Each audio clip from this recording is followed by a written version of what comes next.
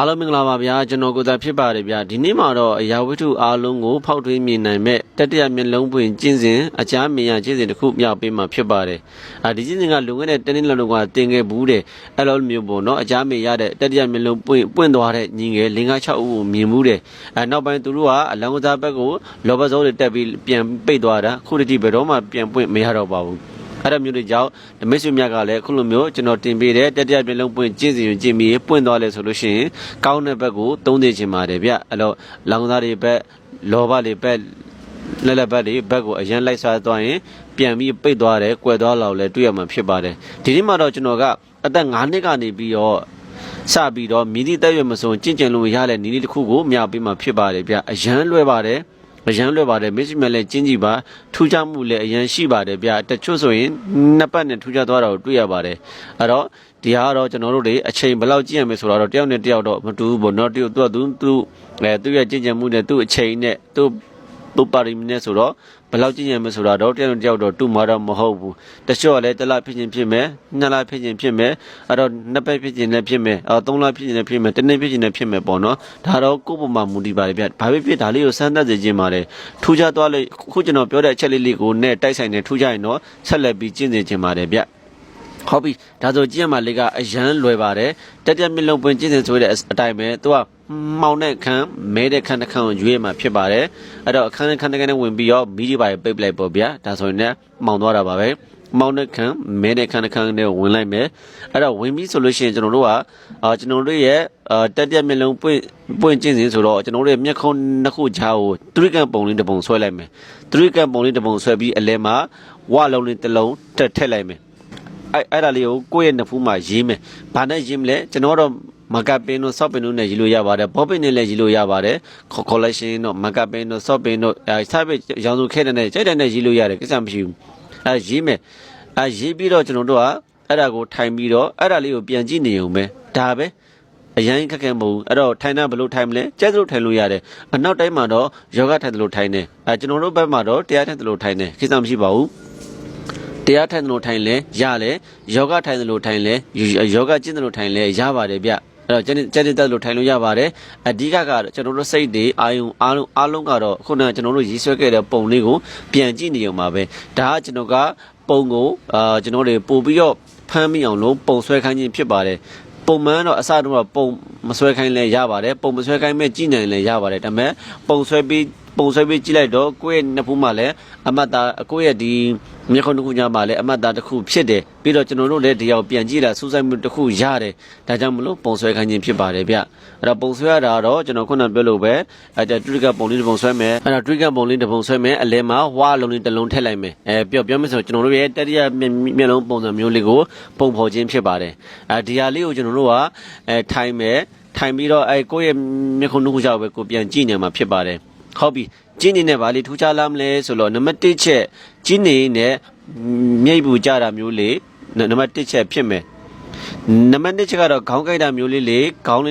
မကြည့်တာမျိုးလေးဖြစ်မယ်နံပါတ်3ကတော့ကျွန်တော်တို့အဲ့ရေးဆွဲတဲ့နေရာလေးမှာရားပြီးတော့တခုတိုးထွက်နေတယ်လို့ခံစားမှမျိုးလေးဖြစ်မယ်ဒီ3ချက်ဖြစ်မယ်နံပါတ်4ကတော့ကျွန်တော်တို့ကျင်းနေတဲ့တချို့ပုံကိုယ်တွေဆိုလို့ရှိရင်ကြောက်စရာပုံစံမျိုးလေးကြောက်စရာအရေးရောင်လေးကြောက်စရာပုံနော်ပုံရိပ်မျိုးလေးပြမယ်နံပါတ်5ကတော့အမျိုးသားဆိုလို့ရှိရင်ကောင်းမလေးချောလေးတူရောင်မယ်လေးတွေအဲ့လိုမျိုးပေါ့နော်ကျွန်တော်တို့အဖြတ်တွေဝင်မယ်အမျိုးသမီးဆိုလို့ရှိရင်လည်းကိုကြိတ်ခွက်နဲ့ကောင်းနေကိုကြိုက်တဲ့ပုံစံမျိုးလေးအမျိုးသားပုံလေးပေါ်မယ်အဲ့လိုမျိုးဒီငါချက်ပေါ်လိုက်မယ်ပေါ့နော်ဒီငါချက်ပေါ်ပြီဆိုလို့ရှိရင်မိတ်ဆွေများထူးခြားပြီးတော့ဒါယူဆလို့ရပါပြီအဲ့ဒါဆိုရင်မိတ်ဆွေမျာ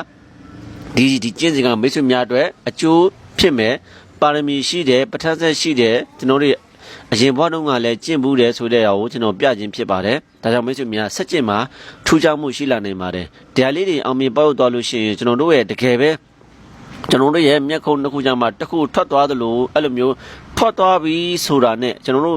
့တက်မျက်လုံးပွင့်ဘယ်လိုသိနိုင်မလဲဆိုတော့သိနိုင်တယ်အရင်ကထူးကြတယ်တက်မျက်လုံးပွင့်သွားပြီဆိုလို့ရှိရင်အဲ့လူတယောက်ကပွင့်တဲ့နေ့မှာဘုံဆုံးလုံးဝအလင်းတန်းတိုးထက်သွားသလိုပဲကျွန်တော်တို့အလင်းတန်းသုံးဖို့ တချို့လည်းအဖြူအောင်အလင်းနိုင်တချို့လည်းအမဲအောင်အလင်းနိုင်တချို့လည်းအနီအောင်လင်းနိုင်တချို့လည်းအပြောင်အောင်လင်းနိုင်စပစ်ပေါ့နော်အဲ့အလင်းနဲ့အယောင်တစ်မျိုးမျိုးနဲ့တစ်ခုအောင်ဝုန်းနဲ့ဆိုအဲ့လိုမျိုးတိုးထွက်သွားပြီးတော့ကျွန်တော်တို့ဟိုတစ်ခုလုံးကိုလုံးဝကိုအဲ့အလင်းနိုင်ရဖုံးလွှမ်းသွားပြီးတော့တစ်ခုခုဝုန်းနဲ့ဆိုတိုးထွက်သွားသလိုခုန်ထွက်သွားသလိုတကယ်ကိုခံစားမှာဖြစ်ပါတယ်အဲ့လိုမျိုးခံစားသွားရင်တော့မိတ်ဆွေများ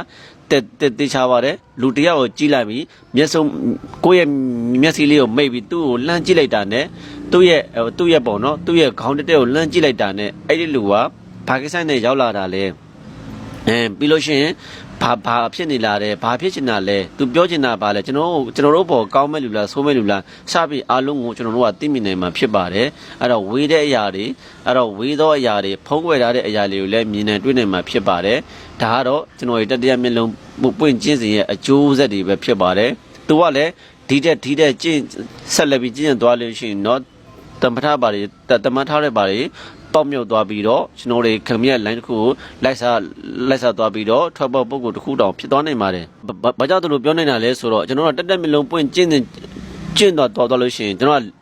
တော်တွေမြင်ရမမြင်ရတဲ့ပုဂ္ဂိုလ်တွေတင်လည်းဆက်သွယ်မှုရနိုင်တယ်။ဆက်သွယ်မှုတွေလုပ်နိုင်တယ်ပေါ့နော်။သူတို့ကလည်းသိတယ်ကျွန်တော်တို့ကတစ်ခုကိုလုပ်ပြီးဆိုတာနဲ့အရင်ဆုံးပထမဆုံးခုနကကျွန်တော်ပြောတဲ့အဖြတ်၅ချက်ဝင်မယ်။အဲ့ဒီအဖြတ်၅ချက်ဝင်နေအောင်လဲသူတို့ကသိတယ်။ဟောဒီကောင်တော့စမ်းနေပြီးစမ်းနေတော့အောင်မြင်တော့ငါတို့တွေ့ရမယ်မောင်မြင်တော့ငါတို့မတွေ့ရဘူးလူပေါင်းများစွာကျင့်ကြတယ်မောင်မြင်ကြတာများတယ်ဇွဲလုံးလားမရှိဘူးအော်အစင်မပြောက်ကွာဆိုပြီးလက်လျှော့သွားရလူတွေများတယ်ကျွန်တော်အမြင်ရပြောမယ်ဆိုလို့ရှိရင်ပထမဆက်ရှိတာတို့ပါရမီရှိတာတို့ကိုကျွန်တော်အဓိကထားတဲ့လူမဟုတ်ဘူးအဲ့ဒါကကျွန်တော်ဒုတိယထားတယ်ပထမထားတာတော့ကျွန်တော်စူးစမ်းမှုတဲ့ဇွဲရှိမှုကိုပထမထားတယ်ဒါစူးစမ်းမှုတဲ့ဇွဲရှိတဲ့လူတွေကိုကျွန်တော်တွေတူတောင်းတွေကဒီတုံးတွေအားပေးကြတယ်ယုံကြည်ကြတယ်ပေါ့နော်ကျွန်တော်တို့တွေအနောက်တိုင်းကအကြမ်းမြင်ဟောတဲ့ဆရာမတွေအများစုကလည်းအခုလိုတတိယမျက်လုံးပွင့်ကျင်းပြီးတော့ဟောကြတာများပါတယ်ဒီကနေပြီးတော့တဆင့်သူတို့တွေသိကြပြီးတော့ဟောကြတာများတယ်ဒါပေမဲ့သူတို့ကတော့အဲ့မှန်တွေလမ်းဆုံးသွားကြတာများတယ်ကျွန်တော်တို့ဒီဘက်ဒီမှာတော့အဲ့မှန်တွေလမ်းမဆုံးဘူးဗျကျွန်တော်တို့ကကျွန်တော်တို့တွေတရားကိုကျင့်ကြံပေါက်မြောက်သွားလို့ရှိရင်ကျွန်တော်တွေထော်ပုဂ္ဂိုလ်တွေနဲ့စပြီးပုဂ္ဂိုလ်တွေနဲ့ဆက်သွယ်မှုတွေရပြီးတော့ကျွန်တော်တွေကျင့်စဉ်တို့ကျင့်စဉ်မြတ်တွေဆက်လက်ပြီးတော့တောင်းခံလို့ရတယ်ယူလို့ရတယ်သူတို့ကကျွန်တော်တို့နဲ့ကိုက်ညီမဲ့ကျင့်စဉ်တွေကိုထပ်ပေးတယ်တုံးမဟုတ်လဲဒီကနေတစ်ဆင့်ကျွန်တော်တက်သွားရင်းနဲ့တမထတွေပေါက်သွားတာမျိုးအဲ့လိုမျိုးကျွန်တော်တို့တွေတခုခုကိုပေါက်မြောက်သွားတာမျိုးတွေတဲ့ကျွန်တော်တို့အများကြီးဖြစ်နိုင်တယ်ကျွန်တော်တို့ပို့လို့အစ်စ်မြင့်နေပေါ့နော်သူတို့ရဲ့စာကြည့်လို့ရှိရင်ဒါကြောင့်ကျွန်တော်မိတ်ဆွေများကလေးလူငယ်လူကြီးမျိုးများအားလုံးကျင့်လို့ရတဲ့တက်ကြမျက်လုံးဝင်ကျင့်စဉ်လေးကိုစမ်းသပ်လို့ရပါတယ်ခုနဝင်မဲ့အဖြတ်၅ခုကလည်းကျွန်တော်တို့တွေပထမဆုံးကကျွန်တော်မျက်စိလေးတွေညောင်းတာလေးတွေမြေးပူကြလာလေးတွေခဏဖြစ်မယ်ဒါလေးကစိုးရိမ်စားမရှိဘူးအဲ့လိုဖြစ်နေခဏလောက်အနားဖြေလိုက်လို့ရတယ်ပြီးတော့ပြန်ကျင်းလို့ရပါတယ်ကြောက်စရာပုံချင်းတွေပေါ်နေတယ်ပုံနေတဲ့တိခဏလောက်ကျင်းတယ်လောက်ကြည့်မယ်လောကမကျင်းလို့အဆင်ပြေနေခဏနားလိုက်လို့ရတယ်ပြီးမှပြန်ကြည့်လို့ရပါတယ်ဗျတခြားတာတခုကကျွန်တော်တို့ကိုရက်ပြစ်သွားအောင်ကျွန်တော်တို့ဆက်ညစ်သွားအောင်ကျွန်တော်တို့ဆက်မကျင့်ကျင်တော့အောင်ဖြတ်မှာတော့တေးကြပါတယ်ဘာကိစ္စပဲလှုပ်အဲ့တော့ဘာကောင်းတာပဲလှုပ်မကောင်းတာဘာပဲလှုပ်ဗျာဖြတ်တဲ့လူကတော့ပေါ်မှာပဲအဲ့တော့ဒါကကျွန်တော်အခုမှပေါ်တာမဟုတ်ဘူးကျွန်တော်တို့ဘုရားမဆော့ဖျားရှင်တော်မှာပဲအဖြတ်တွေအများကြီးကိုကြော်လွန်ပြီးမှသာလင်ကျွန်တော်တွေဖျားစီဖြစ်သွားတာဟုတ်အဲ့တော့ကျွန်တော်တို့ဒီလိုမျိုးကျင့်စဉ်အသေးလေးဆိုလို့ရှိရင်တော့ကျွန်တော်တွေအဖြက်ကဝင်မှာပဲဘလို့အဖြစ်အဖြက်ကဝင်မယ်ကောင်းတာဘလောက်လှုပ်အဲ့တော့အစိုးမြင်တဲ့သူကမြင်ကိုမြင်တတ်တယ်ဒါကြောင့်မလို့အဲ့လိုပဲအဖြက်ကလည်းရှိမှာပဲဘာပဲလှုပ်ဟုတ်ပြီဒါဆိုကျွန်တော်မိတ်ဆွေများဒီအဖြက်လေးကိုတော့သတိထားကြော်လို့ပြီးတော့ကြော်နိုင်မယ်ဆိုလို့ရှိရင်တော့ကျွန်တော်တို့ကတတိယမျက်လုံးပွင့်ကျင့်စဉ်ပွင့်သွားနိုင်ပါတယ်ဗျပွင့်သွားလို့ရှိရင်လူကဝုန်းနဲ့ဆိုစောက်ကန်ပြီးတော့အလင်းတန်းကိုထွက်သွားတော့ကျွန်တော်တို့ကလုံးဝကိုတုံတက်သွားပြီးတော့ခါတက်သွားပြီးတော့တတိယမျက်လုံးပွင့်သွားပါတယ်ကိုပွင့်တော့ဘယ်သူမှမသိပါဘူးကျွန်တော်တို့ကိုယ်တိုင်ပဲသိပါတယ်ဗျအဲ့တော့ပွင့်နေရောကျွန်တော်တို့တစ်ခုကလည်းတစ်ချုပ်ကလေးရမေးတယ်အဲ့မျက်ခုံးတစ်ခုကြားမှာမျက်လုံးကြီးတစ်လုံးဇက်ကားလေးရောလို့ထွက်လာမှလားလို့ပြောမေးတယ်အဲ့လိုထွက်လာမှမဟုတ်ပါဘူးဒါပေမဲ့အဲ့လိုထွက်လာတော့ဘယ်သူမှတွေ့မှာမဟုတ်ပါဘူးဒါပေမဲ့ကျွန်တော်တို့ကိုယ်တိုင်ကအဲ့လိုမျိုးထွက်နေတယ်ဆိုတော့ကျွန်တော်တို့ကိုယ်တိုင်ကသိမြင်နိုင်ပါတယ်ကျွန်တော်တို့ကိုယ်တိုင်ကသိနေပါတယ်ဗျကဲဒီလိုမျိုးပွင့်သွားပြီဆိုလို့ရှိရင်ကျွန်တော်တို့ကအကြမ်းမြင်နေကိုအကုန်လုံးကိုကျွန်တော်တွေဟောလို့ပြောလို့ရတယ်တစုံတစ်ယောက်ရဲ့စိတ်အတွင်းပေါ့နော်သူရဲ့စိတ်ကြံစည်ကဘလို့ရှိလဲဝေးတဲ့အရာတွေကဘာတွေရှိတယ်အဲ့တော့ကိုသွားကြည့်စရာမလိုလှမ်းကြည့်လိုက်တာနဲ့တွေ့တယ်အဲ့လိုမျိုးတွေပေါ့နော်ကဲ ကဲတရားလေးပါပဲဗျအဲ့တော့တချို့လည်းတို့မေးတယ်ကျွန်တော်တို့ကမောင်းနိုင်ခံမရှိဘူးဗျဟိုဖះเจ้าဆောင်ရှိမှကြည့်ရင်ရပါတယ်ဗျမောင်းနိုင်ခံမရှိလဲရပါတယ်မျက်စိစုံမိတ်ထားတာဆိုတော့မောင်းသွားတာပါပဲအဲ့တော့ကျွန်တော်တို့ကအဓိကပြန်ကြည့်ရမှာကတော့ကျွန်တော်တို့မျက်ခုံနှစ်ခု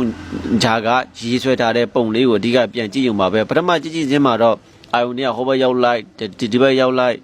ဟိုဘက်ရောက်လိုက်ဟိုကောင်မလေးရောက်သွားလိုက်ဒီကောင်မလေးရောက်သွားလိုက်တို့ရယူတန်နေရောက်သွားလိုက်စံနီမူမေရောက်သွားလိုက်နဲ့အစုံနေပဲဗျာကျွန်တော်ဟိုရောက်ဒီရောက်တွေရှောက်ရောက်သွားတယ်ပြီးတော့နောက်ပတ်တရက်နေ့ကျတော့ငြိမ်ကြသွားပြီးတော့အဲ့နေရာတစ်ခုကိုပဲဆူဆိုင်ပြီးတော့မြင်မိသွားပါတယ်အဲ့ကနေစပြီးတော့ကျွန်တော်တို့ကထူးခြားမှုတွေရှိပြီးအဖြတ်တွေစဝင်မယ်အဖြတ်ကျော်သွားတာနဲ့ပွင့်သွားမှာဖြစ်ပါတယ်ကဲဒါလေးကိုမိတ်ဆွေမလာမြပေးတာပါဗျစံသက်ကြည့်ပါအရန်လဲလွယ်ပါတယ်ဗျကျင့်ရတာအရန်လွယ်ပါတယ်ဒါပေမဲ့ကျွန်တော်တွေဆက်ပြီးတော့ဆက်မကျင့်တဲ့သူတွေလက်လျှော့သွားတဲ့လူတွေကများပါတယ်မိတ်ဆွေများနဲ့စံသက်ကြည့်လို့ရအောင်များပေးခြင်းဖြစ်ပါတယ်ဗျအားလုံးကိုကျေးဇူးတင်ပါတယ်ဗျ